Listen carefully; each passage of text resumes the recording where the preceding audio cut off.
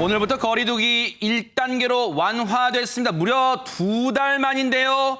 숨통 좀 트이겠구나 하는 생각도 하실 수 있지만 우려, 기대 반, 우려 반도 있습니다. 먼저 정부 발표 들어보시고 이어가 보도록 하겠습니다.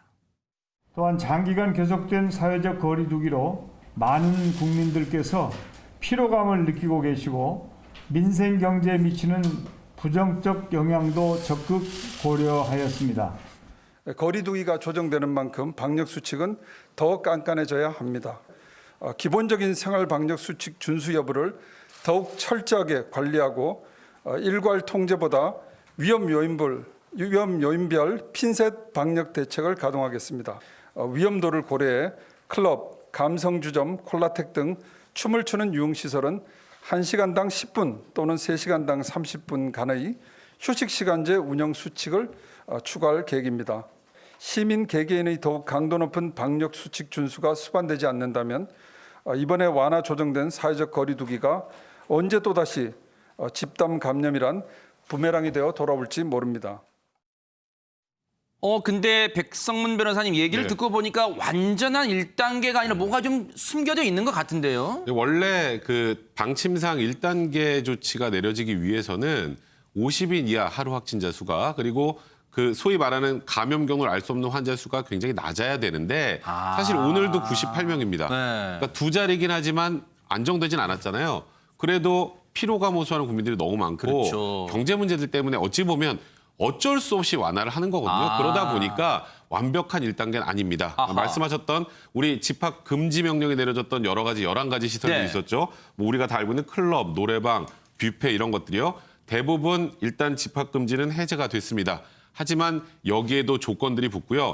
다만 하나, 우리 방문 판매업 하시는 분들 그 관련해서 그 직전 판매 홍보관에서 집단 감염 많이 있었죠. 맞아요. 이것은 여전히 집합 금지가 유지가 됩니다. 그리고 결혼식 제대로 못 한다고 하셨잖아요. 맞아요. 근데 실내 50인 이상 집회가 금지됐기 때문에 모임이. 근데 그게 해제가 돼서 이제 결혼식도 가능해졌습니다. 그나마 다행이에요. 네, 다만 거기에다가 이제 우리 클럽이나 유흥주점이나 콜라텍 사람들이 밀집해서 모여서 또 한 번 감염 확산의 우려가 있는 이런 곳들은 이제 이런 제한이 있습니다. 면적 총 면적에서 4제곱 평방미터당 1명.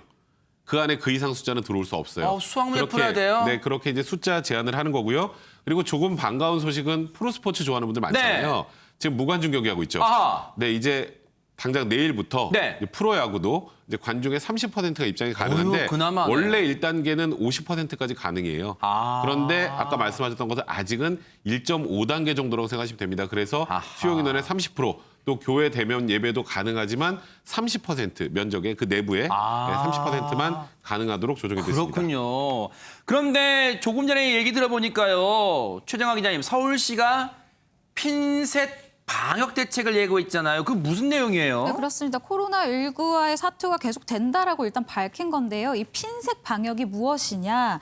일단 집합 금지가 해제가 되지만 위험도를 고려를 하겠다라는 겁니다. 클럽이라던가 아까 말씀하신 감성 주점이라던가 뭐 콜라텍이라던가 춤을 추면서 뭐 음료를 마시는 이런 유흥 시설 같은 경우에는 1시간당 10분 그리고 3시간당 30분의 휴식 시간제를 운영을 하겠다라는 그런 이야기였습니다. 네, 사실 정부가 이렇게 주의를 계속해서 당부하는 이유가 있을 거 아닙니까, 장유미 변호사님? 그렇습니다. 확진자 숫자 때문입니다. 확진자 숫자가 뭐 줄어들고 있다고는 하지만 오늘 0시 기준으로 판정을 해봤을 때도 97명에 이르거든요. 근데 지난 7일에 114명 기록한 이후에 계속 69, 54, 72, 58명. 그러니까 많이 감소 추세를 보이기는 했는데 다시 한번 뭐 100명대는 이하긴 하지만 세 자릿수대에 바짝 다가선 겁니다. 아직까지 방역 당국이 긴장의 끈을 놓칠 수 없다고 보여지는 부분이고요. 또 이 부분 중에서는 30명 가까이의 숫자가 9개 확진자로 드러났고 수도권 확진자 수만도 48명, 거의 절반 가까이가 수도권에 나오고 있다는 점도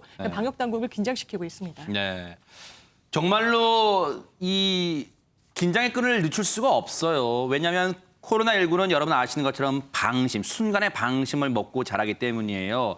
오늘 0시로 1단계로 완화가 됐어요. 그동안 이 소상공인을 포함한 업주분들 얼마나 속을 태웠을까요? 그 분위기 한번 보시고 이어가 보도록 하겠습니다.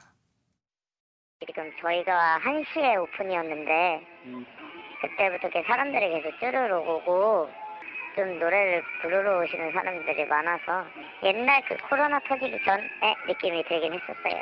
마음이 많이 놓아졌죠. 손님이 들어오고 나가고 10분 뒤에 그 자리에 이제 손님들을 받게 하고 있거든요. 10분이나 30분 사이 간격 두고 손 소독제, 소독제 뿌리는 것도 하면서 안전을 제일 중요하게 항상 마스크 끼고 다니라고 하고 막 그러고는 있긴 한데 그래도 좀 많이 불안하긴 해요. 그래도 혹시 모르니까 방역을 조금 철저히 하고는 있긴 해요. 코로나 바이러스가 들어오면서 사람들이 거의 안 움직여가지고요. 굉장히 어려웠습니다. 60% 내지 70% 정도는 매출이 감소가 됐어요. 1단계로 내려가고 줄어가니까 좀 희망스러운 부분이 있습니다. 코로나 이 바이러스가 지금 좀 많이 줄었는데 그래도 완벽하게 줄 수 있도록 코로나 씨앗이 다 없어질 때까지 국민들이 각자가 서로 노력을 해서 없어졌으면 좋겠어요. 그래서 이 마스크를 벗고 사는 세상이 빨리 왔으면 좋겠습니다. 김은배 팀장님, 저 상인분의 저 말씀이 아마 이 순간 우리 국민 모두의 마음을 대변하신 것 같아요. 그렇습니다. 오늘 오전 새벽이죠. 새벽에 이제 1단계가 쳤기 때문에 젊은 사람 20대, 30대가 많이 가는 클럽이 많이 있는데 클럽에 20대가 이제 춤출 곳이 없었다는 거예요. 그러니까 청춘을 불살르기 위해서, 열정을 태우기 위해서 클럽을 갔는데 사람들이 많이 모였던 것 같습니다. 근데 그 말하는 걸 보면은 마스크를 잘 착용하겠다고 하지만 실질적으로 춤을 추다 보면은 호흡이 가빠지면 마스크를 내릴 수도 있거든요. 그럼 내리지 않고 꼭 쳐야 되고 꼭 그 안전수칙을 지켜야 되는데 앞으로 좀 조심스러워야 할 것 같습니다. 또 하나 뭐냐면 네. 노래방도 풀어줬습니다. 노래방 같은 경우에 상당히 힘들었었는데 문을 다시 열었지만은 사람들이 이게 밀폐돼 있지 않습니까? 노래방 밀폐돼 있기 때문에 좀 상당히 불안해하고 있어요. 네. 그래서 그 업체들 하는 말은 한 이틀이나 사흘 정도 지나봐야 영업이 정상화되고 또 사람들이 또 안심하고 올 거라 싶은데 제가 생각되는 건 뭐냐면 어떻든 정부에서 풀어줬기 때문에 저 노래방이라든지 클럽 이런 데에서 안전수칙을 지키고 또 소독을 철저히 해야만 또 이렇게 97명이나 하는데 또 100명을 넘어가면 안 되지 않습니까? 그래서 최대한 안전수칙을 지키면서 소독도 열심히 해가지고 이상이 없도록 노력해야 될 것 같습니다. 그러니까요. 사실 완화된 거리두기가 순조롭게 진행이 되려면요. 국민들, 시민들의 협조가 절대적입니다. 최재문 교수님. 네, 그렇습니다. 그럼에도 불구하고 일부에서 아직까지도 시민들의 협조, 그러니까 제대로 협조하지 않는 몇몇 사람들 때문에 결국 문제가 더 확산되는 그런 현상을 보여주고 있는데요. 네. 충북 청주시 한 70대 확진자 같은 경우에 이분이 8.15 집회를 다녀오신 분이에요. 아, 그래요? 그래서 아마 이제 그 주위에서 여러 가지 조사를 한 결과 이분이 이제 가능성이 있어서 진단을 받으라고 이게 그 권유를 받았나 봐요. 네. 그런데 본인은 8.15 집회, 광화문 집회 가지 않았다고 속이고 갔다 왔음에도 불구하고 그리고 검사를 거부한 겁니다. 아이고. 그래서 진단검사를 권유했음에도 거부를 하고 그리고 나서 가만히 있은 게 아니고 8월 18일부터 24일까지 병원도 가고 그리고 또 입원도 하셨어요. 아하. 그러면 이분이 8.15 집회 갔다 와서 광화문 집회 갔다 와서 여러 사람을 만나게 되는 거죠. 병원에 치료하는 분들, 병원에 그 입원하신 분들 이런 분들과 접촉하게 됐고 그리고 나서 8월 29일 확진 판정을 받았습니다.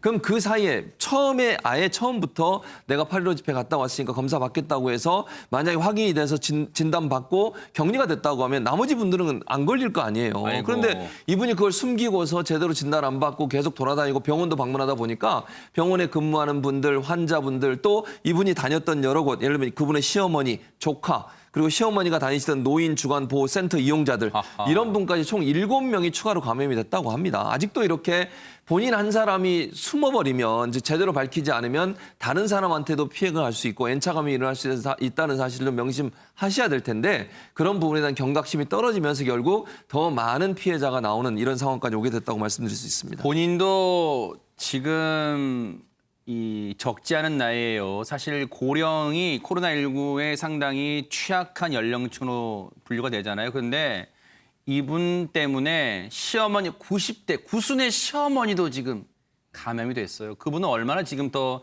위험한 상황에 처할 수 있어요. 그렇기 때문에 더 걱정이 됩니다. 그런데 이분 때문에요. 백성문 변호사님, 우리 네. 사회가 치러야 할 감당 대가가 너무 지금 크잖아요. 네, 그렇죠. 그러니까 지금 이분 뭐 감염병법 위반으로 처벌받는 거는 별개로 한다고 하더라도 이건 저도 꼭 시청자 여러분들에게 말씀드려야 될 것 같은데 처벌받고 끝나는 게 아닙니다. 일단 말씀하셨던 것처럼 코로나19 치료 비용, 검사비, 그다음에 자가경제 생활지원금 이거 다 뭐로 하죠? 세금으로 합니다. 무상이에요. 그러면 이분이 아니었으면 들어가지 않았을 돈이죠. 그것과 관련해서 일단 지자체에서 비용을 대고 이 사람에게 구상권을 행사를 하는데 구상권 행사할 때 가장 중요한 거 이 70대 때문에 감염됐다는 게 확인이 돼야 되잖아요. 그래서 확진자들 GPS, 휴대전화 통신 내역 같은 거 다 뽑아서 다른 데서 걸릴 가능성이 없다는 걸 확인하고 1차적으로 7천만 원을 청구를 했는데 일단 보안해서 손해액이 다 산정이 되면 1억 원 이상 넘어갈 수도 있고요. 지금 청주시에서 지금 구상권을 청구한다는 건데 문제는 여기서 끝이 아닐 수도 있습니다.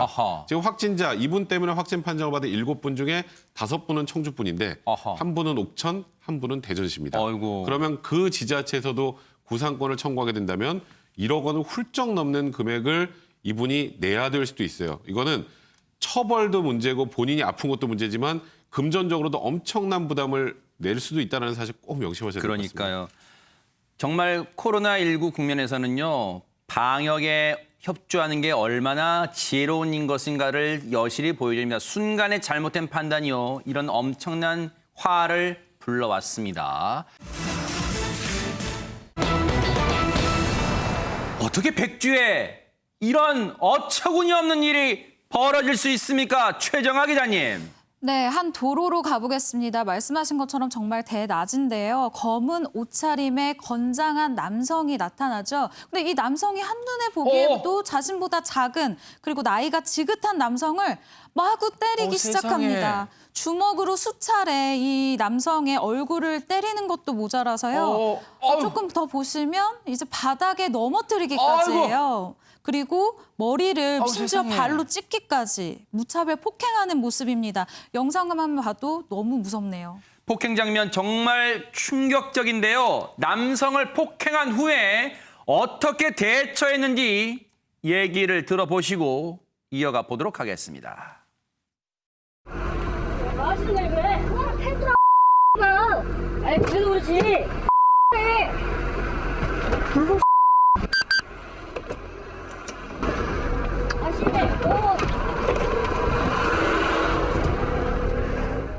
피해자를 폭행을 한 후에요. 피해자를 이제 병원이나 이런 데다 후송이나 이런 조치도 아무런 하지도 않고요. 바로 현장을 이탈을 했고요. 끔찍한 폭행 이후에 현장에서 도주까지 벌였습니다. 일단 저 두 사람은 어떤 사이입니까? 무슨 일이 있었던 걸까요, 백성만 변호사님? 일단 일면식도 없는 사이입니다. 그리고 발생한 날짜는 지난 9일 오전 11시 42분께입니다. 평택시 한 아파트 앞 도로인데요. 일단 우리가 이렇게 운전을 하다 보면 앞에 유턴하는 차량이 반대 차선에 있다가 깜짝 놀라서 이제 접촉사고 나오는 경우가 있잖아요. 그런데 저 60대 이제 피해자분이 유턴을 하는 과정에서 어느 정도의 접촉사고가 있었던 것인지 이 30대 남성이 그 이유만 가지고 저 60대, 그러니까 어찌 보면 30대 남성과 60대 남성이라면 아버지 뻘이죠. 그러네요. 정말 무차별 폭행을 하고 마지막에 저 60대 남성이 쓰러져서 일어나지도 못하는데 현장을 떠나버리는 아까 장면까지 보지 않았습니까? 결국 이 남성 본인이 잘못했다고 생각을 했나 봐요. 잡힐 거라고 생각을 했는지 지금 저 사고를 했던 자기의 주거지인 평택시 쪽이 아니라 천안시로 달아났다가 하루 만인 지난 10일 오후 6시 55분께 추적에 나선 경찰에 현장에서 체포가 됐습니다. 저 도로에서요. 세상에 저 바닥에 폭행으로 바닥에 나 뒹굴 정도로 엄청난 충격과 피해였습니다. 저분의 육체적, 물리적 충격뿐만 아니라 정신적 충격도 이루 말 못할 것 같습니다. 최지만 교수님. 네, 그렇습니다. 처음에 저분이 뇌진탕 증상이 있어서 응급실로 실려갔고요. 거기서 약간 호전이 돼서 지금은 이제 병실로 옮겨졌는데 이분이 고통을 호소하고 있는 부분이 이거예요. 정신적 충격이에요. 정신적으로 엄청난 충격을 받은 거예요. 저 상황에서 저렇게 무차별적으로 백주 대낮에 폭력을 받을 거라고 누가 생각을 했겠습니까? 세상에. 상식적인 상황이라면 저런 일이 일어날 수가 없는 거죠. 그것도 나이도 자기 아들뻘인 사람한테 맞았으니 이분이 정신적으로 느꼈을 충격이라고 하는 것은 쉽사리 우리가 예측이 안 되는 그런 상황입니다. 그리고 정말 아무 이유 없이 저렇게 폭행을 가하는 이런 행위를 봤을 때 이분 입장에서는 정말 야 이러다가 내가 이 세상에서 정말 너무너무 위험한 상황에 살고 있지 않나 이런 불안감에 떨 수밖에 없기 때문에 제가 볼 때는 이분은 지금 육체적으로도 물론 폭행을 당해서 어렵지만 정신적인 고통과 충격에 더 큰 어려움을 당하고 있는 상황이 아닌가 이렇게 생각이 됩니다. 네. 앞서 그 블랙박스 영상을 보면요. 주변에 저 폭행의 정도가 너무너무 끔찍해서 지나가던 다른 차량 운전자도 내려서 상황을 말리려고 했던 장면. 그런데 도주하니까 어디 가세요라는 말까지 들렸습니다. 그런데도 버젓이 도주를 했습니다. 장현미 변호사님. 그렇습니다. 근데 그 이후의 행동을 더 납득할 수가 없는데요. 본인의 차량에 이 폭행 장면이 고스란히 찍혔는데 이 촬영된 영상을 유튜브에 올린 겁니다. 이건 피해자를 조롱하는 것뿐만 아니라 전혀 이 사태에 대해서 죄책감을 못 느낀다는 것을 보여준다고 하겠는데요. 네. 논란이 되자 현재 이 유튜브 영상은 삭제된 상황이긴 합니다. 자신의 폭행 장면이 담긴 동영상을 SNS에 올린 이유가 대체 뭘지 경찰 얘기 들어보시고 이어가 보도록 하겠습니다. 그래서 이제 피의자를 저희들이 체포영장 발부받아서 다음날 감관을 했거든요. 근데 왜 그 유튜브에 올렸는지 여보세요 물어봤는데 좀 그 진술이 좀 횡설수설하면서 국민이 다 알아야 한다 이렇게 좀 횡설수설하고 있습니다. 본인은 이제 그 피해자다 이렇게 생각을 하고 있는 것 같아요. 그러면서 이제 피해자가 이제 사과나 이런 부분 안 했다 본인 주장입니다. 뭐 이렇게 생각을 해서 그랬는지 몰랐겠지만은 뭐 국민이 다 알아야 한다 이런 의도로 올렸다 이렇게 진술하고 있습니다. 자신이 피해자랍니다. 방귀 낀 놈이 성내는 꼴입니다. 지금 김은배 팀장님. 그렇습니다. 저 지금 가해자 피의자라고 부르죠. 저 체포해가 조사 중인데 저 피해자가 그 블랙박스에 찍힌 영상을 본인이 직접 올렸어요. 이게 무슨 말이냐면 보통 사람들이 잘못을 저지거나 죄를 저지르면 숨겨야 되는데 본인이 증거를 올린 거예요. 아하. 그렇다고 한다면 저 사람이 때릴 때도 분노 조절 장애가 있는 것 같고 또 가식이 있는 거예요. 왜냐하면 자기 잘못한 걸 올린다? 그리고 국민이 이를 알아야 된다? 네. 이게 말도 안 되는 얘기지 않습니까? 네. 그렇기 때문에 지금 경찰에서는 아마 조사 중인데 아마 지금 누가 물어봤던 것 같아요. 그랬더니 정신 문제가 있냐 그랬더니 정신 문제에 대해서는 말할 수 없다고 하는데 제가 보기에는 저 피의자는 틀림없이 분노 조절 장애도 있을 뿐만 아니라 자기 가시욕동 정신 감정을 받아봐야 될 것 같아요. 어떻게 자기 아버지 빼드는 사람 저렇게 무지에 막지하게 아니, 격투기도 아니지 않습니까? 네. 무지에 막지하게 때린 것에 대해서는 처벌도 받아야 되겠지만은 정신적으로도 문제가 있다고 보여집니다. 현재 경찰 조사는 진행이 되고 있습니다만 충격적인 내용이 드러났습니다. 최진범 교수님. 예, 그렇습니다. 저런 폭행이 한두 번이 아니었던 거예요. 이미 그리고 재판을 받고 있는 상황이었습니다. 폭행 혐의로. 언제였냐면 지난 3월에 아하. 자동차 정비업소 대표를 폭행을 하고 협박한 혐의로 재판을 받고 있는데 이 사람 같은 경우에 처음에 다른 사람과 교통사고가 있었어요. 네. 교통사고가 있어 아마 정비업체를 간 것 같습니다. 그런데 정비업체 사장이 이제 다른 상대방을 좀 편을 들었나 봐요. 그랬더니 갑자기 뺨을 때리고 협박을 하고 거기 이런 협박성 문자도 보냈어요. 예를 들면 네. 가게에 와서 불을 지른다. 나를 그러니까 주인을 납치해서 불태워 죽이겠다. 이런 문자 메시지까지 보내면서 협박을 했다는 거 아니겠습니까? 그래서 이게 이제 고소가 들어갔고요. 재판에 넘겨졌는데 재판에 출석을 안 하고 막 도망 다니는 거예요. 그래서 결국 재판부가 구속영장을 발부한 상태였습니다. 8일 날. 그러니까 그 전에 이미 교통사고 나고 그다음에 폭행 혐의로 구속영장이 발부된 상태였고요. 지난 11월에도 경기도 평택의 한 음식점에서 옆자리에 앉은 손님과 다툼을 벌이다가 주인을 폭행하는 일도 있었기 때문에 이 사람 같은 경우에 이번에 한 번이 아니고 아주 오래전부터 여러 번 폭행 혐의가 있었고 지금 재판도 받고 있는 상황이다. 이거는 상습범이다. 이렇게 볼 수 있을 것 같습니다. 재벌은 개 못 준다는 말이 있습니다만 이 정도면요. 백성문 변호사님 이건 거의 폭행이 습관적 아닙니까? 그렇죠. 아마 이번엔 중한 처벌이 예상이 되는 상황인데요. 아까 말씀하셨던 것처럼 법원에서 구속영장을 발부한 건 불구속 상태로 재판을 받아도 재판에 출석하지 않으면 너 재판 받아야 돼. 해서 가도 놔야 된다는 취지가 이 영장 발부고요. 그와 별개로 11월에 또 음식점에서 옆자리 손님 말리던 주인을 폭행을 했죠. 이번 사건과 함께 구속영장이 다시 신청을 하고 이제 아마 청구가 될 텐데요. 아하. 이 구속영장은 수사를 위한 구속영장입니다. 네. 그러니까 아마도 영장이 발부될 가능성이 굉장히 높죠. 왜냐하면 재판을 받으러도 안 나오는 사람인데 안 도망가겠어요? 아하. 그럼 영장 발부될 가능성이 굉장히 높을 것이고 그렇다면 아마도 이 세 사건이 합쳐서 하나의 재판부터 진행이 되지 않을까 병합돼서는 생각이 들고요. 네. 일단은 뭐 상해나 협박, 폭행 혐의 보통 이런 것 가지고 아주 중한 처벌이 내려지진 않지만 이렇게 단기간에 여러 차례 사실상 거의 묻지마 폭행 수준 아니겠습니까? 그러니까요. 사회 위험도까지 고려를 한다면 중한 처벌이 예상되는 상황입니다. 제발 도로 위가 무법천지가 되지 않기를 간절히 바랄 뿐입니다. 여러분 혹시 휴게소에서 물건을 잃어버린 경우가 있으십니까? 물건 찾느라 얼마나 간절할까요? 백성문 변호사님. 네, 이 사건은 거의 여름 끝무렵에 있었던 아하, 일입니다. 네. 지난 8월 28일에 있었던 일인데요. 30대 한 남성이 이 괴산휴게소, 이 양평방향으로 가는 이 네네. 괴산휴게소 화장실에 들렀다가 화장실에 이렇게 선반 같은 게 있는데 네네네. 왜냐면 짐을 갖고 들어갈 때 올려놔야 되니까. 그렇죠. 근데 저도 그런 데 올려놓고 자꾸 깜빡깜빡 하거든요. 네. 근데 이분도 네. 하필 양변기 선반 위에 가방을 놓고 깜빡 잊고 나왔다가 문제가 발생하게 된 겁니다.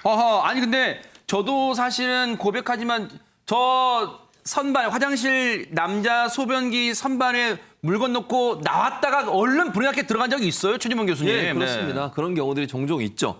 그래서 이제 이분이 다시 돌아갔을 거 아니에요. 이걸 같이 놓고 왔으니까 돌아가서 찾으려고 했는데 누군가가 이 가방을 전달해 주는 겁니다. 아하. A 모 씨라는 분이 이 가방을 가지고 있다가 네. 이분한테 전달해 줬어요. 아마 이분도 비슷한 시간에 화장실을 활용했던 것 같아요. 사용했던 것 같아요. 그러다 보니까 가방을 발견하고 줬는데 네. 이 가방 안에 약 현금 수십만 원하고 시계가 들어 있었는데 네. 현금 수십만 원은 그대로 있었어요. 아하. 근데 문제는 뭐냐? 시계가 사라진 상태로 가방이 돌아온 겁니다. 현금은 그대로 있고 시계만 사라졌다. 그런데 저 시계가 사라진 걸 갖고 그 시계를 찾기 위해서 주인이 한 행동이 있다면서요, 최정아 기자님? 네, 그렇습니다. 보상금이라고 해야 되죠. 살해금을 내걸었는데요. 살해금이 3천만 원입니다. 대박 사건. 그러니까 누군가에겐 정말 연봉 정도의 엄청난 금액인 건데요. 네. 이 금액을 걸면서 이렇게 이야기를 합니다.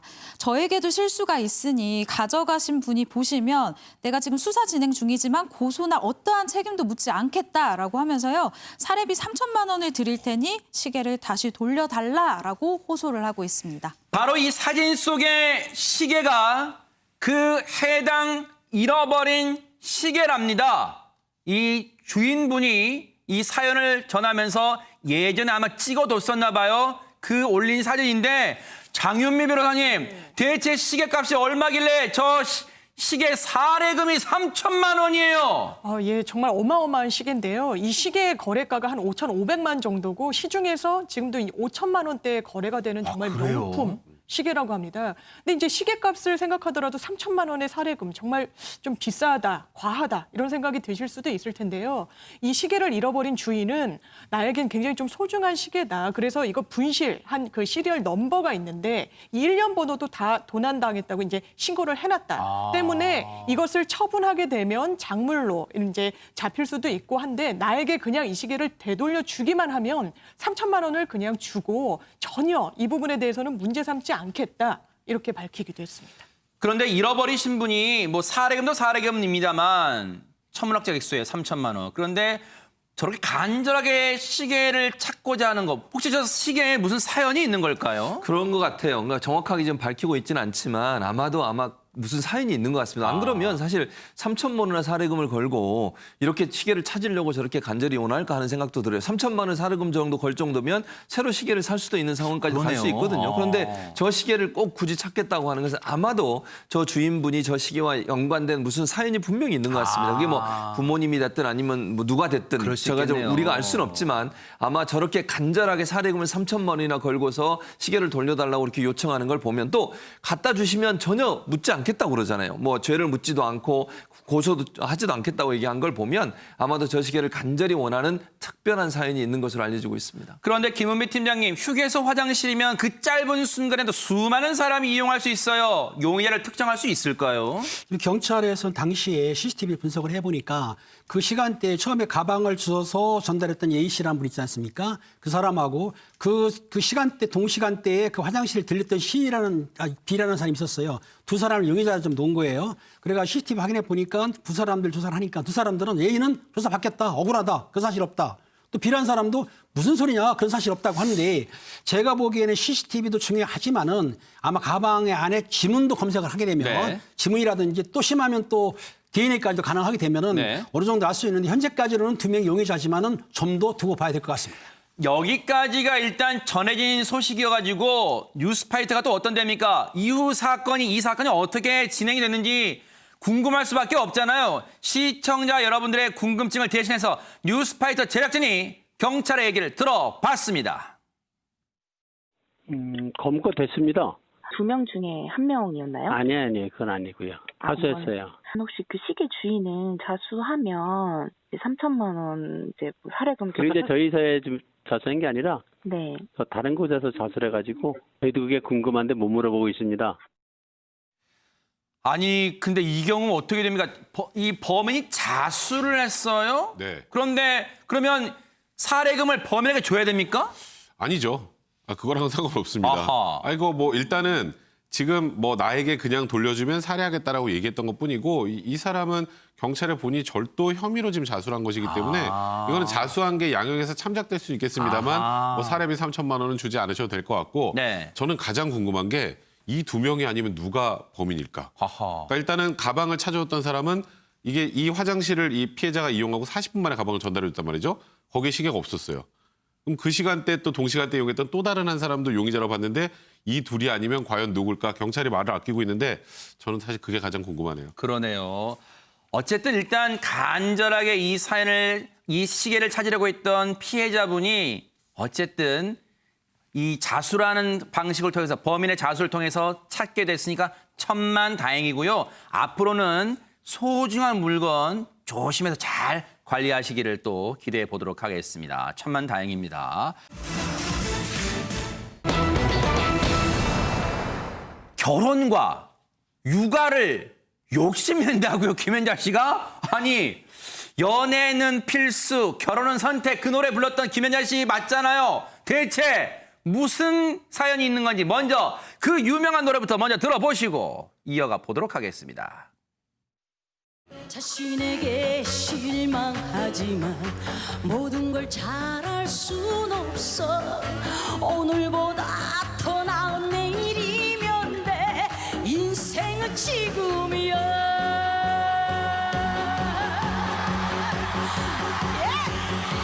아마르 파티. 연애는 필수, 결혼은 선택. 가슴이 뛰는 대로 가면 돼. 눈물은 이별의 거품일 뿐이야. 다가올 사람 두렵지 않지. 아모르 파티. 언제 들어도 아모르 파티는 흥이 납니다. 그 특유의 그 마이크를 이렇게 쫙 길게 이렇게 떨어뜨리는 것도 여전하고요. 근데 연애는 필수, 결혼 선택했는데 지금 두 가지를 다 욕심내는데 이게 대체 무슨 사연인지 잘 이해가 안 됩니다. 최영아 기자님. 그러게 말입니다. 네. 사실 김연자 씨 같은 경우에는 지난 5월에 한 방송을 통해서 연애는 필수라고 생각한다. 하지만 결혼을 정말 신중하게 해야 할 것 같다. 원하지 않는다면 하지 않아도 된다라고 이야기를 했었거든요. 정말 불과 5개월 전까지만 해도 결혼은 선택이다라고 이야기를 했었던 김연자 씨가 지난 주말입니다. 네. 후배 가수인 박현빈 씨에게 네. 7년째 열애 중인 이 남자친구의 존재에 대해서 언급을 하면서 결혼 얘기를 하고 있다.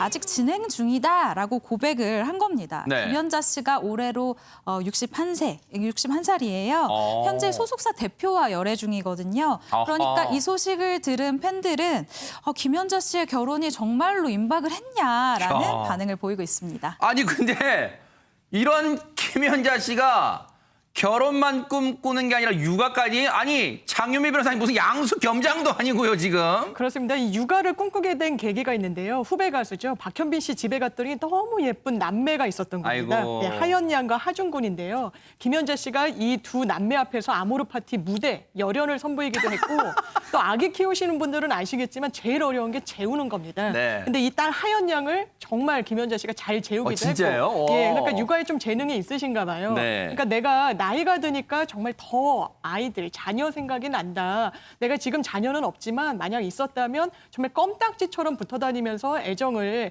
정말 쏟았을 거다. 이런 심경을 나타냈다고 합니다. 네. 근데 김연자 씨가 내 아이가 있었으면 이런 마음이 드는 어떤 이유가 있어요, 최진명 교수님? 예, 그렇습니다. 왜냐하면 잘 아시는 것처럼 이제 1982년도에 18살 연상의 제1교포하고 결혼을 하셨었잖아요, 김연자 씨가. 나이 차가 많이 나다 보니까 그 남편분이, 그러니까 전 남편이죠. 전 남편분이 그렇게 내가 큰 딸을 키우고 있다 이런 생각을 갖고 계속 생활을 하셨다고 해요. 그래서 이제 김연자 씨는 아이를 낳고 싶다는 의사를 좀 밝힌 것 같은데 그 전 남편이 지금 내가 그분도 이제 매니저 역할을 했거든요. 그러니까 김연자 씨가 활동하시는 걸 쭉 도와주면서 매니저 역할을 하셨고 소속사 대표로서 활동을 하셨던 분이에요. 일본에서 활동을 할 때. 네. 그러니까 김연자 씨를 이렇게 돕고 그다음 매니저 역할을 하는 것도 힘든데 아이까지 있으면 더 힘들어지지 않겠느냐.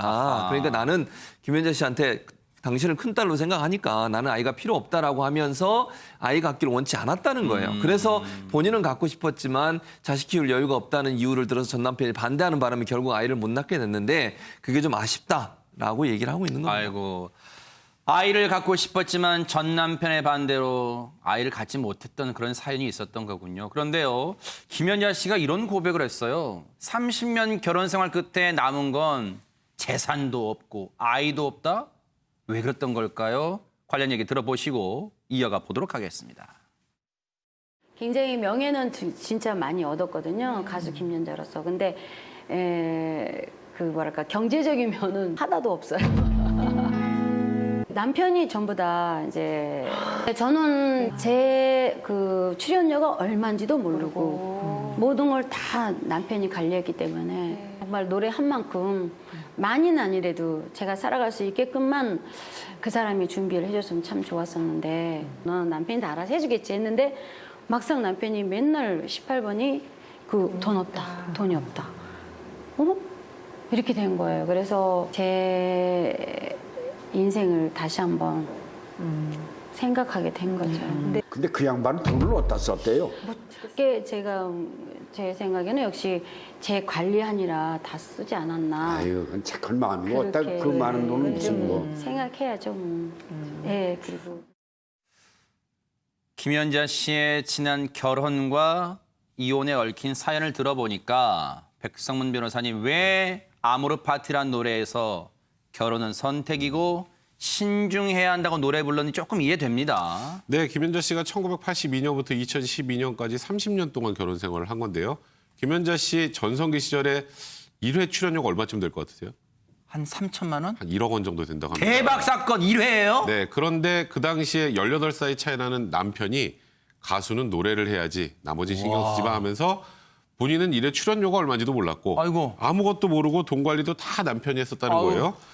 그래서 이른바 20년 구경도 동안 못 해봤다는 거 아니에요, 돈을요? 네, 20년 동안 그렇게 해서 대략 추정한 수입이 1,000억 원 정도가 될 거라고 추산을 하는데 근데 이혼할 때 이 전 남편한테 위자료 한 푼 못 받았다고 세상에. 합니다. 재산 분할이라고 할 것도 없었고요.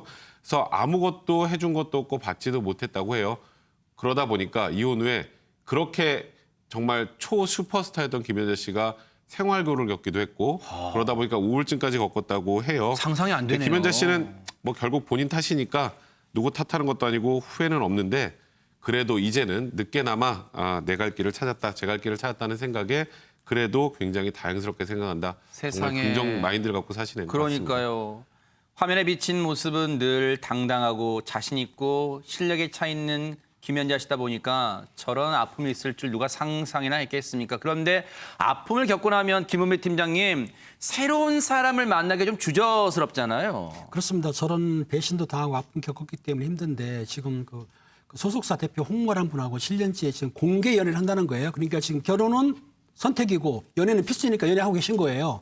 계시는데 그 남자 친구분이 상당히 믿음직스럽기도 하지만 배려를 많이 해준다는 거예요. 그러니까 상당히 이제 마음이 부드러우신 분이죠.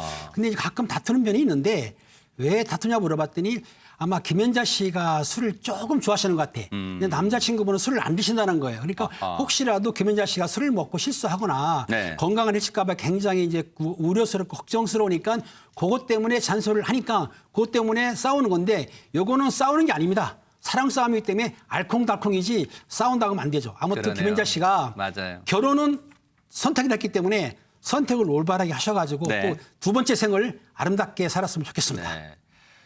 불행했던 이제 과거는 뒤안길로 묻어두고 이제는 새로운 출발을 하려고 해요. 사실 아모르 파티와 함께 제2의 전성기를 구가했다고 해도 과언이 아닌데 이 노래뿐만 있는 게 아닙니다. 이제 블링블링한 새로운 노래가 있다고 하는데요. 그 노래 한번 들어보시고 이어가 보도록 하겠습니다.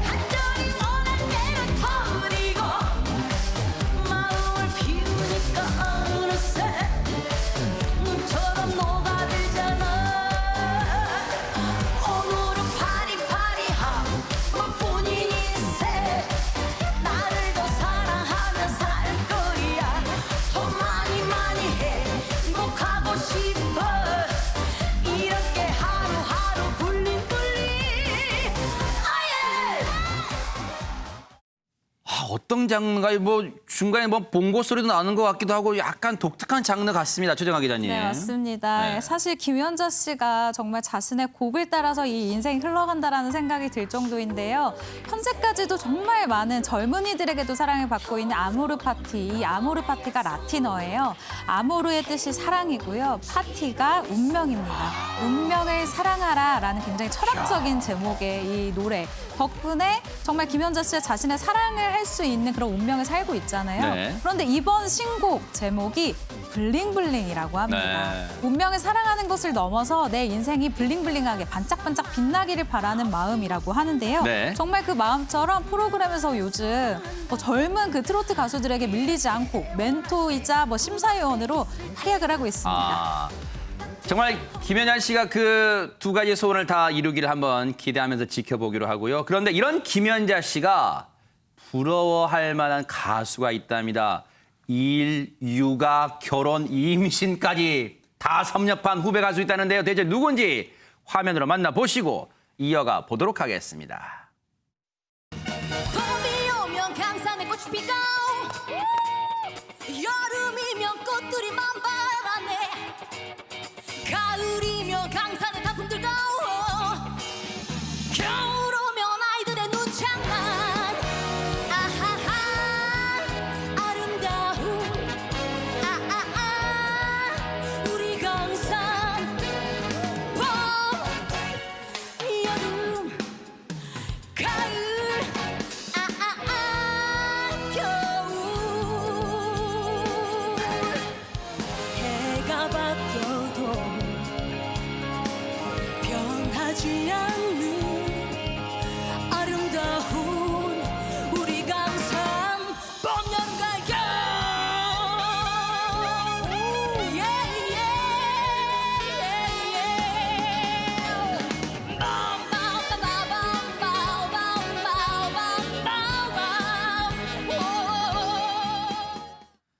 MBN의 새 프로그램 로또싱어통에 열창한 정미애 씨 모습인데 근데 백성문 변호사님 조금 예리한 시청자분들은 조금 옷차림에서 뭘 느끼셨을 것 같아요. 그럼요. 네, 정미애 씨 노래 정말 잘하죠. 네. 전 미스트롯 때 보고 지금 다시 이번에 보는 그러니까요, 건데 네. 이게 지금 뭐 MBN 새 그 뮤직게임 쇼죠. 인생 역전 뮤직게임 쇼 로또싱어에 출연해서 김현식 씨의 봄, 여름, 가을, 겨울을 부르고 있는 모습인데 가만 보면 어려운 노래잖아요. 네. 옷이 조금 편해 보이죠. 네, 옷이 조금 편해 보입니다. 지금 임신 중인데 첫째도 아니고 둘째도 아니고 셋째도 아닙니다. 설마! 무려 넷째 아이를 임신 넷째예요? 중인 상태에서 저렇게 열정적인 무대를 펼쳤던 겁니다. 네, 정말 대한민국이 훈장을 줘야 되는 분이에요. 이 요즘처럼 아이 안 낳으려는 추세에서요. 지금 다둥이입니다. 그것도 넷째를 지금 임신 중이신데요. 정말 대단한데 사실 임신 중에 활동하기는 더 어렵잖아요. 장유미 변호사님. 그렇습니다. 사실 지금 임신 9개월 차인데 이런 폭발력 있는 무대를 보여줬다는 것도 대단한 건데요. 아마 그 힘의 근원이 아이들에게 있는 것 같습니다. 네. 정미애 씨가 SNS에 자녀들에 대한 어떤 애정을 듬뿍 담은 글들을 계속 올리고 있는데요. 네. 아무래도 이제 출산이 다가오기 때문에 심경은 좀 복잡한 것 같습니다. 앞으로는 조금 이제 힘든 시기가 오겠지만 이제 스스로 힘내자 뭐 이런 다짐을 내기도 했고요. 네. 또 아까 백성 변호사님 말씀하셨지만 셋째를 낳고서는 불과 2개월 만에 무대에 서게 됐어요. 그 저력, 정말 이 귀여운 다둥이들, 이 남매들한테서 오는 것 같습니다. 네. 그런데 사실 방송을 보시는 분들 중에 요즘은 애 하나 제대로 건사하기도 힘들다 이런 분들 많은데 어떻게 최진봉 교수님, 정미애 씨는 임신과 출산, 이제는 임신 4번째 지금 하고 있습니다. 그러니까 일단 정미애 씨가 저렇게 하는 이유가 애들이 너무 예쁘다는 거예요. 그러니까 이게 물론 뭐 자기 아이가 예쁘지 않은 부모가 누가 있겠습니까? 그러나 네. 정미애 씨 같은 경우에 특히 아이들에 대한 뭐 사랑이 더 깊고요. 남편도 그런 얘기를 해요. 네. 그러니까 아내가 너무 아이를 좋아해서 이렇게 얘기하더라고요. 임신 이제 10개월 하고 있잖아요. 10개월 고통보다 아이가 태어나서 그 아이가 함께 지내는 시간이 너무너무 행복하다는 세상에. 거예요.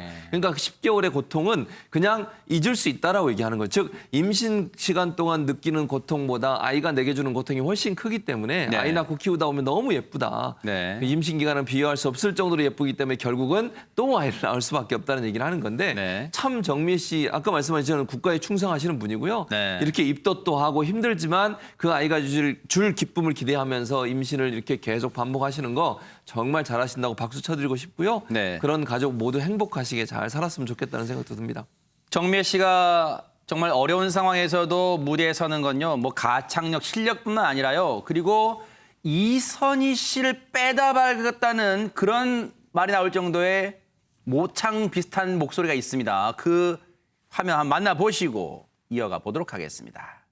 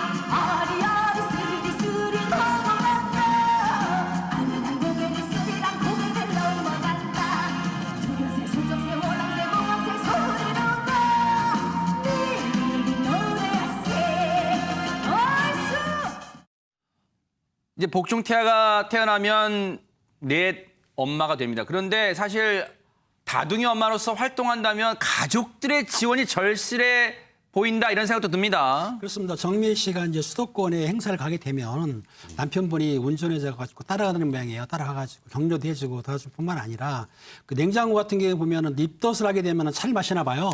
정미 씨가 좋아하는 차를 가득 채워놓는다는 거예요. 립덧 할 때 마시라고. 네. 그렇게 배려심인 남편도 그렇고 시어머니가 아마 손주들 위해서 반찬도 만들어주고 또 식당을 하시는가 봐요. 네. 반찬을 잘 만들겠죠. 그리고 시어머니는 자기가 능력이 없어서 뒷바라지 못해서 미안하다고 하는데 세상에. 참 사실은 며느리라고 부르지 않고 딸이라고 부른다고 하시는데 네.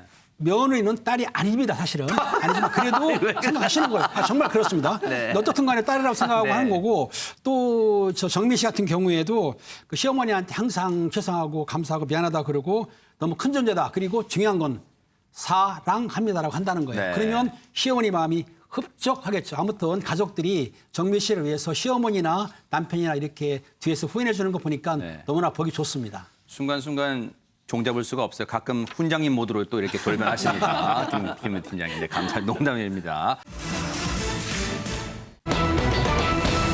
아니 웃기는 남편들 누구 얘기는 하는 걸까요? 백성원 변호사님. 네, 굉장히 대표적인 개그맨, 개그우먼 커플 있죠. 윤영빈 씨와 정경미 씨 얘기인데요. 네, 윤영빈 씨 이야기입니다. 사실 2006년에 이제 개그 콘서트라고 그곳에서 이제 만나서 연인으로 발전하게 됐는데 이제 예능 프로그램에서 정경미 포레버 그거 다 아실 거예요. 네, 그렇죠. 네, 그거 늘 외쳤잖아요. 네. 그리고 이제 2013년에 결혼해서 이제 이듬해 첫째 아들까지 출산을 했는데 네. 정경미 씨가 이런 얘기를 밝혔어요. 언제 이렇게 완전히 이 사람 멋있구나라고 빠졌냐. 근데 그 당시만 해도 이 열애설이 터지면 이제 프로그램 이제 PD가 큰일 났네 하면서 연락이 그렇죠, 갑니다. 네. 어떻게 된 거야? 라고 하니까 윤영빈 씨 그때 뭐라 그랬냐면요. 나 이 프로 그만둘 거가 돼 있습니다. 네, 이 얘기에 그 모습이 너무 멋있어 보였다. 네. 이런 소회도 밝혔네요. 정경미 포레버 아마 많은 분들이 기억하실 것 같습니다. 최진봉 교수님. 그런데 네. 결혼 8년 만에 두 사람이 달라졌다고 합니다. 각방을 쓰고 있다고 아이고! 합니다. 그래서 왜 각방을 쓰나. 아직 제가 볼 땐 젊어서 각방 쓸 나이는 아닌 것 같은데. 네. 홍배 팀장님이나 저는 모르겠습니다. 아이고 왜 그러세요 또. 네. 그런데 이유가 있어요. 뭐냐면 이게 첫째 아이가 태어난 다음에 그다음부터 각방을 쓰기 시작했는데 이게 생활 사이클이라고 그러죠 우리가. 이게 너무 다르다는 겁니다. 그러니까 정경미 씨하고 아이하고 생활 사이클하고 패턴이. 윤영민 씨가 너무너무 다른 거예요. 그러다 보니까 집안의 구석지에 있는 방 하나를 윤영민 씨가 혼자 쓰고 있는 거예요. 아예 한 내준 거군요. 그렇죠. 그냥. 이제 아빠가 너무 늦게 들어오고 그러다 보니까 자고 있으면 또 일어나야 되고 막 이러잖아요. 네. 그러다 보니 서로에게 피해를 주지 않기 위해서 아마 각방을 쓰고 있는 것 같아서 특별히 부부 사이에 문제가 있는 건 아닌 걸로 보여집니다. 네. 아니 그러면 이런데도 부부 사이에 문제가 없다면 최정화 기자님, 정경미 씨가 너무 많이 참는 거 아니에요? 사실 정경미 씨가 굉장히 연예계에서 유명한 굉장히 독실한 크리스찬인데요. 아, 그래요? 주변에 그 개그맨 분들이 굉장히 재밌잖아요. 이분들이 별명을 지어준 게 보살이입니다. 아니 보살 말고 크리스찬답게 좀 지어주지 보살이에요. 네네. 네, 그 정도로 참 많이 참는다라고 네. 이야기를 하는데요. 사실 이분들이 그러니까 신혼 초에 윤영빈 씨가 부산에 공연장을 오픈을 했어요. 그래서 신혼 초부터 주말 부부 신세를 할 수밖에 없었고요. 이어서 홍대 공연장까지 오픈을 하면서 예. 신혼부터 8년 동안 주말 내내 집을 비웠다고 해요. 그래서 세상에. 정경미 씨가 굉장히 투정 어린 말로 저는 들리는데 이제는 함께 있는 것이 어색하다라고 이야기를 하거든요. 네. 근데 윤영빈 씨가 저희가 생각해보면 방송인으로도 지금 활동을 하고 있지만 격투기 선수이자 극장주예요. 그러니까 후배들의 무대를 세워주는 굉장히 훌륭한 선배로도 활동을 하고 있는 건데요. 네. 정경미 씨가 이렇게 이야기를 합니다. 내 남편은 꿈이 굉장히 많은 남자이기 때문에 이것저것 해보고 싶은 게 많아서 젊을 때 다 해보라고 하고 있다라고 이야기를 하더라고요. 자, 이렇게 남편 일이라면 뒷바라지 해주는 정경미 씨를 정말 실망케 한 뭔가 사달이 벌어졌다면서요, 창유미 변호사님. 그렇습니다. 결혼하고 이제 임신을 했을 때 정말 조금이라도 서운하게 하면 그게 정말 오래 가죠. 네, 가기도 네. 하는데요. 지금 정경미 씨가 41살인데 둘째를 임신 중이에요. 네. 내년 초에, 그러니까 한 1월에서 2월 사이에 출산 예정이라고 하는데 네. 굉장히 좀 힘들어서 아침에 식사를 하면서 아, 내가 고개가 좀 안 땡겨라고 했더니 윤영비 씨가 입덧해? 이렇게 물은 겁니다. 근데 입덧은 진작에 지난 상황이었어요. 임신 초기가 나 아니었거든요. 웃으면 안 되는데 이게. 예, 그러니까 내가 임신 몇 주인지 알기나 해? 라고 물었더니 17주 차라고 했는데 사실 22주 차였어요. 아이고, 어떡해요, 한 달 이거. 간격이나 좀 잘 모르고 있었다는 그 윤영비 씨한테 정경미 씨가 좀 상당히 서운했을 것 같고요. 또 임신한 정경미 씨를 보고 배가 많이 나왔다 이렇게 타박도 했다고 정경미 씨가 좀 서운한 심경을 토로하기도 했습니다. 가끔은 결혼을 꿈꿨다가 뉴스파이터 하다 보면 또 결혼 생각 없어지시는 최정화 기자님. 이런 남편 있으면 정말 서운할 것 같아요. 저는 여기까지 이야기만 딱 들었을 때 저는 평생 구박할 자신이 있습니다. 남편이요. 네네. 네, 사실 윤영빈 씨가 여기서 끝나는 게 아닙니다. 아내가 다니는 산부인과의 이름도 몰랐었다고 해요. 네. 그리고 둘째 임신 후에 처음으로, 그러니까 한 번 빼고는 산부인과에 같이 가본 적도 없다라고 세상에, 얘기를 아이고. 하거든요. 윤영빈 씨의 변명은 이렇습니다. 같이 가면 부인이 불편해할까 봐 내가 알아서 빠져준 거다라고 얘기를 하거든요.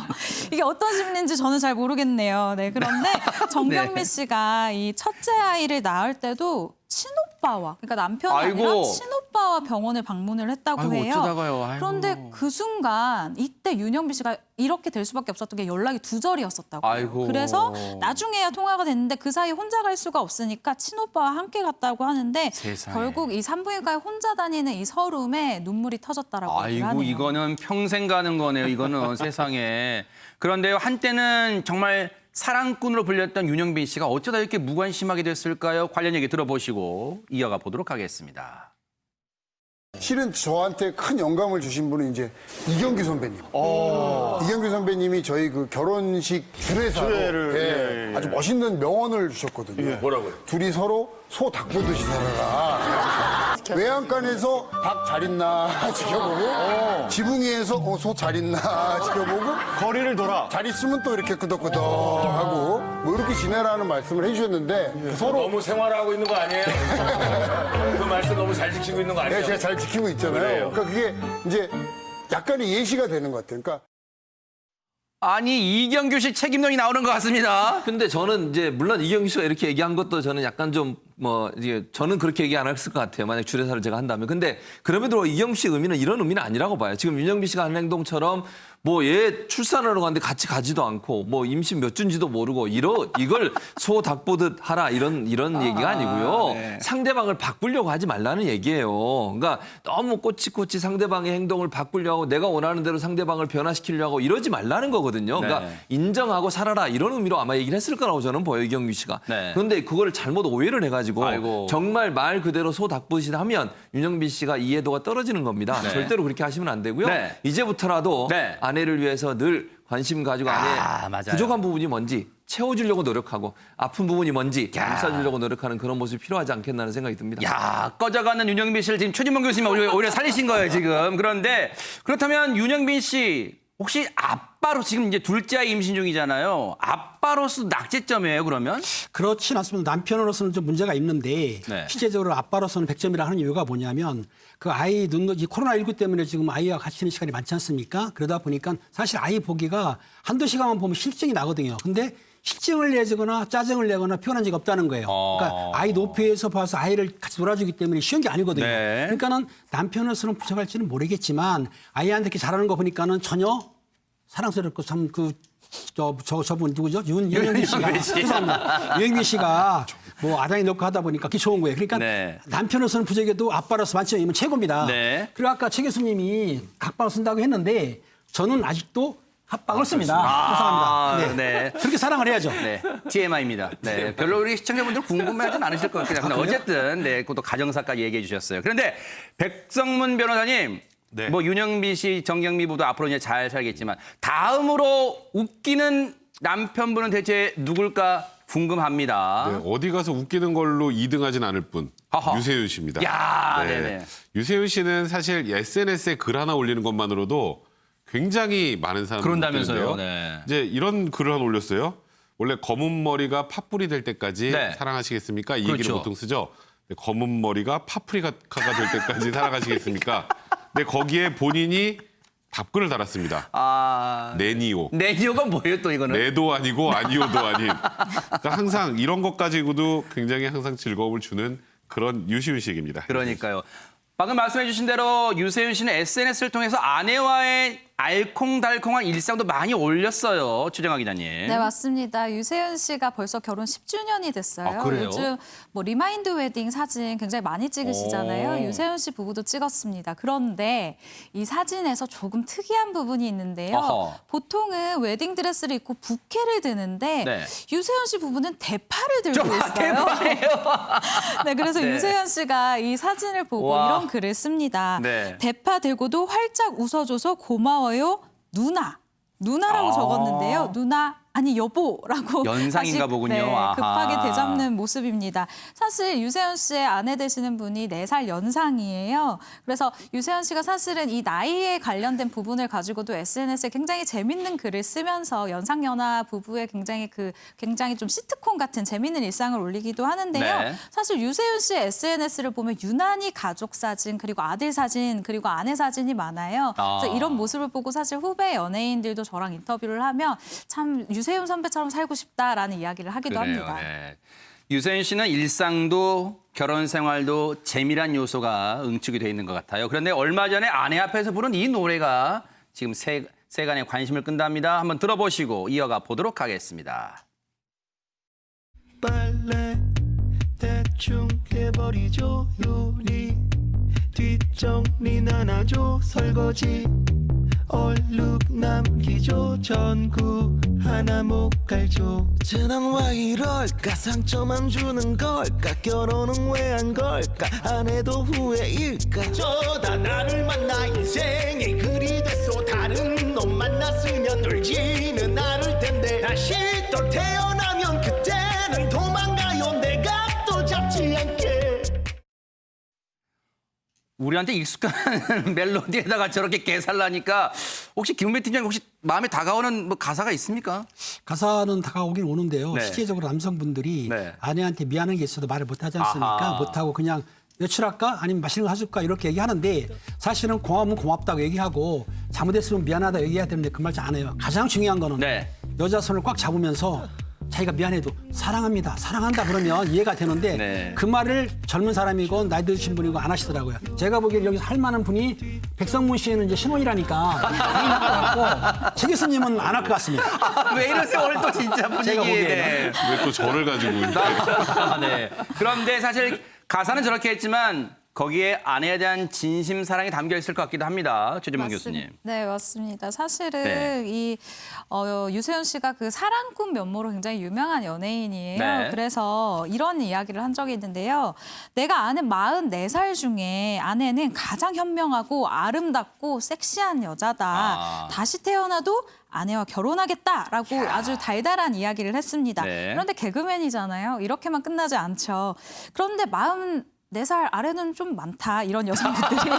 그리고 저는 다시 태어나지는 않을 거다라고 네, 얘기를 하기도 했고요. 네. 아내가 환갑잔치를 먼저 하시게 될 텐데 네. 그때 내가 업고 들어갈 계획이다. 네. 이미 아내의 동의는 받았다라고 얘기를 했습니다. 네. 유세윤 씨가 제 의중을 그새 알아차렸네요. 다시 태어나도 결혼하겠다는 약속을 지키세요라고 말하려고 했는데 다시 내가 태어나지 않을 계획이랍니다. 네. 어쨌든 두 분의 앞날도 행복을 기원하겠습니다. 요즘 이분이요. 보이스트롯 이후에 상당히 뜨고 있습니다. 누구 얘기일까요? 최정아 기자님. 그렇습니다. 보이스트롯의 한 사람의 인생을 살짝 바꿔놓는 계기가 된 것 같은데요. 네. 바로 주인공은 6위를 기록한 배우 박광현 씨입니다. 야. 박광현 씨는 이 보이스트롯에서 여자의 일생, 미인, 그리고 남자는 말합니다. 정말 명곡들을 부르면서 시청자들의 눈도장을 찍었는데요. 한 인터뷰에서 이렇게 이야기를 합니다. 보이스트롯을 통해 내가 트로트를 얻었다. 내가 트로트란 장르를 진지하게 해보기로 마음을 먹었다. 음원도 내고 가수로서 활동도 하겠지만 닥터 뽕이라는 예명으로 작사, 작곡도 해보려고 한다. 이미 7곡이나 만들어놨대요. 작품 활동도 다양하게 하겠지만 뭐 개인 능력으로는 이러한 창작 행위를 열심히 해서 닥터 뽕이라는 부캐로 활동을 하면서 히트곡 하나를 남기고 싶다라는 남다른 각오를 밝혔습니다. 여러분 박광현 씨가요. 와 무려 23년 차 배우입니다. 내공이 있어요. 배우로서는요. 그런데 닥터 뽕 이런 부캐릭터, 요즘 부캐란 말 많이 유명하잖아요. 그 23년 차 배우가 부르는 트로트는 대체 어떤 맛일까요? 한번 들어보시고 이어가 보도록 하겠습니다. 내 스스로 내 마음을 달래어가며 피탈진 인생길을 허덕이면서 참아야 한다기에 눈물로 보냅니다.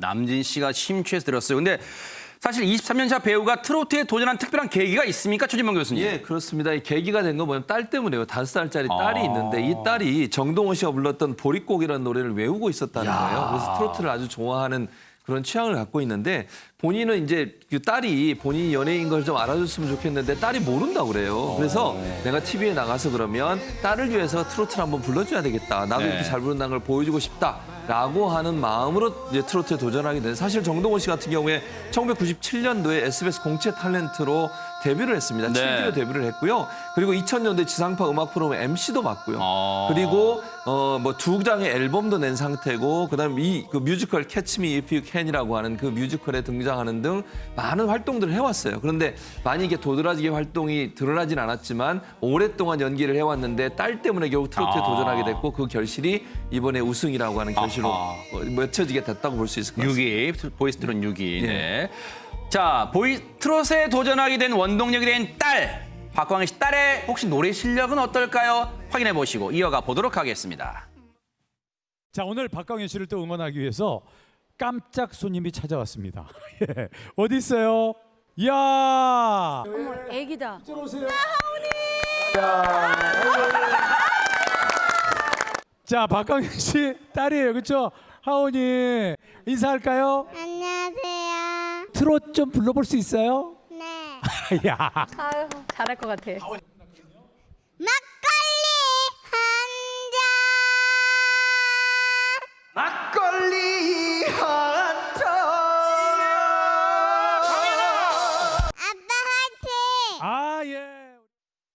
아니 진짜 딸이요 아빠의 장점만 빼닮아서 정말 예쁘게 앙증맞게 생겼습니다. 백성문 변호사님. 그러니까요. 아니 노래 너무 잘하는데요. 네. 그리고 진짜 딸 때문에 트로트를 좋아하게 됐다고 믿겨질 정도로 그러니까요. 딸아이가 너무 사실 저런 데 낯가리잖아요. 네. 근데 그것도 없이 자기 노래도 부르고 그리고 박광현 씨는 사실 저는 그냥 완전 천상 배우라고 생각했는데 제가 지금 헷갈리고 있어요. 지금 원래 가수였나? 아 그러네요 진짜. 그럴 정도로 정말 또 하나의 제2의 인생에 본인의 아주 훌륭한 부캐를 탄생시킨 게 아닌가 싶습니다. 네.